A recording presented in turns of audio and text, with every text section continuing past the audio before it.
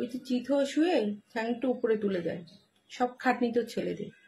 এতদিনে বুঝতে পারলে তো ছেলেরা কত খাটলি করে করে, তোমরা কেউ বিশ্বাসই করো না। এবারে বৌদি বুঝে গেছি। সঠিক বলেছে।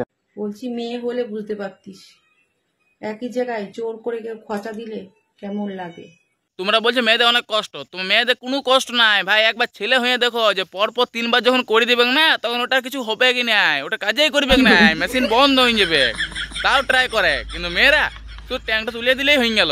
কি বলবো ভাই, কোথাও শান্তি নেই। হ্যান্ডেল মেরে মেরে নিজেকে দুর্বল করে দিও না।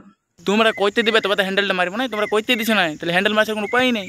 আরে গাড়ি যখন কিনবে ফুল গিয়ারে না চললে তোমাকে স্টিয়ারিং এ বসতেই দেবে না।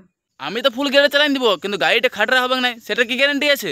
গাড়িটা তো কাউকে ইউজ করা হইতে পারে, সেকেন্ড হ্যান্ড। নিঃসন্দেহে তুই ঠিক কথা বলেছিস। তুমি কি নতুন আছো বলো? তুমি সেকেন্ড হয়ে গেছো।